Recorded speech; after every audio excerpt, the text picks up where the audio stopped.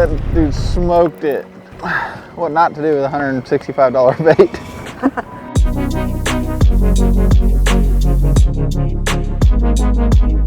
What up, guys? Welcome to Lake Murray, stage 3. We've got our own boat ramp at our house we're staying at this week. Life is good. They ought to be spawning around a little bit. Is today April Fool's? Wait.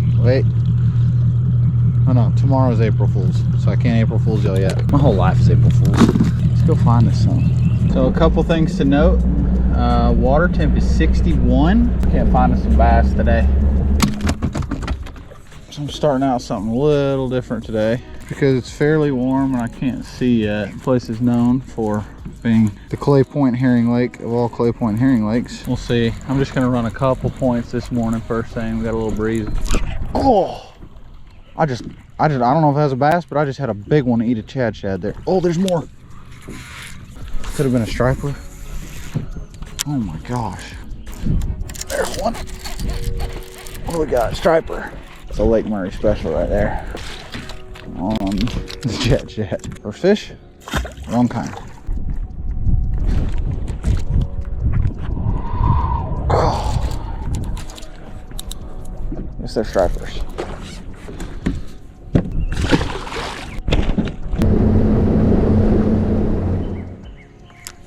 3-pounder under this dock. There's a male and a female on a dark spot on a bed here, and there's like a 3.5-pounder on this dark spot over here. It's a real nice one. Seen a lot of fish swimming around here. This one's catchable for sure. I just shook it off. Dang, there's more than I think too. There's a male and a female there. The female's what bit too. I'm so confused. There's so many fish swimming around right here right now. So that fish just ate. That's a big one there.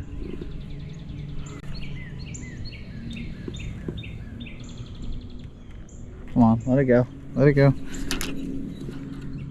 Let it go. I got no hook on there. Gosh, dang.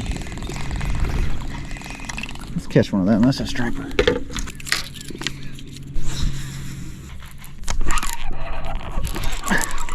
Man, how about this for an update? Looking at shaking off 4-pounders on a wacky rig and then catching a 5-pound striper on a swim bait back-to-back cast. You just can't help but have fun, right? Okay. So anyway, definitely a fun start. There's a lot of fish swimming around right here. I have not seen a big one on a bed. Like, I've seen some quality, but I have not seen, for as many 6-pounders that swim in this pond, I ain't seen one yet.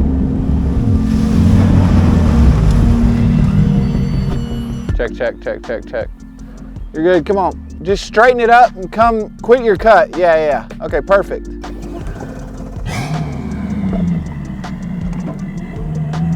All aboard the Chungus Express. Put your life jacket on, homie. Hard-boiled eggs are so dry. My mom did not peel all the shell off of these things either.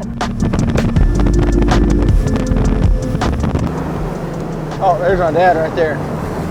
There's my dad. Can't start there. Good to know if I find a big one though that it's gonna get caught tomorrow.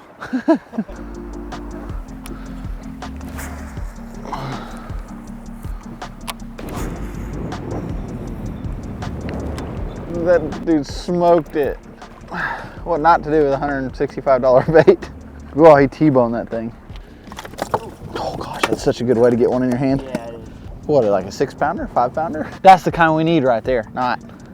I'm looking at some of these flat points here. We got some wind blowing in. Really just kind of killing time until I can see. We're gonna go look in and around this marina and stuff. I just don't want to like go through a really good pocket before the sun's up and miss it. I know eventually some guys are gonna catch some doing this, so we're gonna try it and keep it honest. Probably just catch some stripers, but if I can find me a point or two with some good fish on it, it'd be nice to be able to, especially later in the week, to start doing it. This point doesn't really do what it says it does. Isn't it beautiful? This is like as good as you can see. Like this is good visibility stuff right here. This is nice. It's weird, you'll go all the way around this pocket and you won't see nothing. And then it stretch like from here to that deal, you'll see like 5 of them. So what we're doing right now is we're up and looking with the cloud cover early morning to look. Cloud cover is actually better because it diffuses the light. We don't have a bunch of light coming from one direction. There's like there's a 3-pounder. Ooh, he's spooky. There's a dinky dink on a bed right there. See? See how small he is? I think it's kind of gonna be a little bit of all three. So you got pre-spawn, spawn, and post-spawn. I think you're gonna have a tiny bit of pre-spawn, a lot of spawn, and a tiny bit of post-spawn. We got a good moon right now. I think you got a lot of fish pulling up or already up, but we got the full moon the day of the knockout round. And usually when that happens, that's kind of like the end of the wave, right? And there's still gonna be some fish up and moving, but that's gonna be the end of the major push. I think we're kind of hitting it just perfect. It's just gonna be, can you find enough fish to manage 4 days of event? It's gonna take some weight. Like, that's a bed right there. Man, I just ruined that. That was like a pretty shell bed too. He's like a solid 3-pluser. Yeah, he's on a bed on this corner. You just can't hardly see the bed. He's maybe catchable. He's be tough though. Edit waypoint. I got one. How big are you? 2 3/4 probably. Mark, edit. That's him right there, I think. I got one right now. That's a good, no, that's a little one.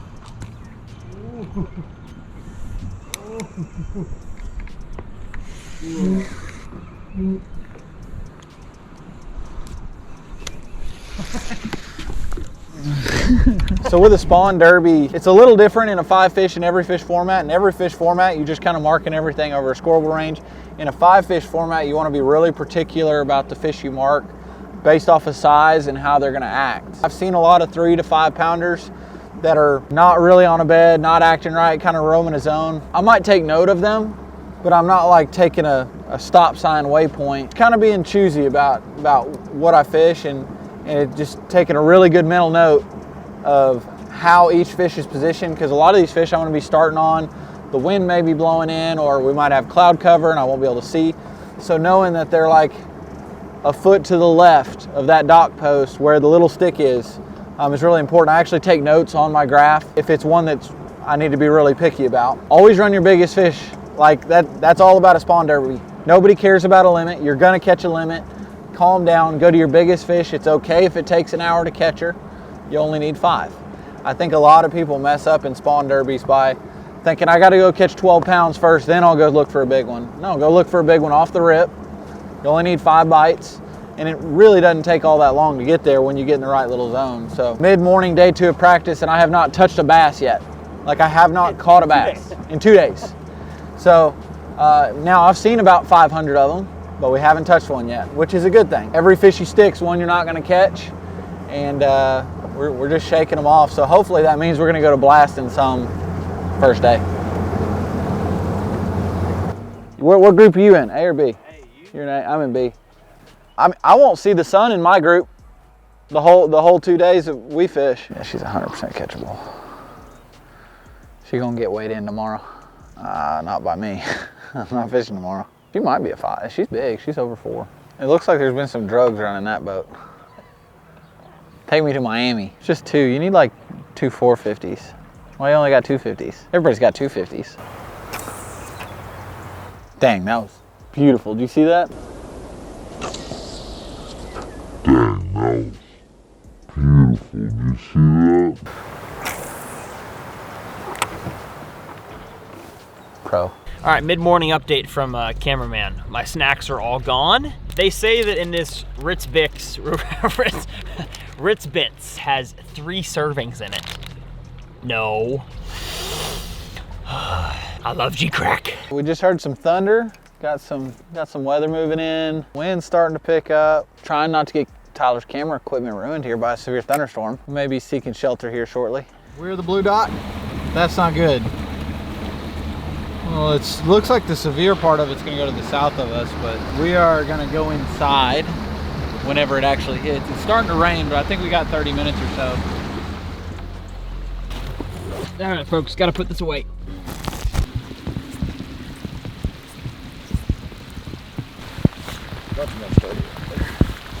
Good luck, find some bedfish. Thank you, that's the plan. If it'll ever stop raining, I'm gonna find some bedfish. All right, local time, 5 o'clock. Mr. Junior has told me he wants to get off the water. So good thing about the house we're staying at this week is that private boat ramp on the water. Can't beat that. I just realized now I'm stuck. I gotta readjust. So I think they started dropping the water. Did I tell you that? There's a line of trash and that's where the water level was. So we're looking at about a 6-inch drop. I started seeing fish that were like super shallow and super spooky. It just didn't really make a lot of sense to me. And also when you have a windy day like we got today, on a lake this size, you're actually gonna get a little bit of a tide. Some water's gonna blow out. It's gonna change water temperatures. And when fish are spawning, they like consistent, constant weather, and that's not what we've got. Even though it's warm, if they'll stop dropping the water, the fish will just slide right back up like nothing ever happened. This one's got me a little worried. Just these fish are starting to act weird. If they keep dropping the water, we might be in trouble. We're gonna have to figure something out on the fly. Hopefully they stop dropping the water though.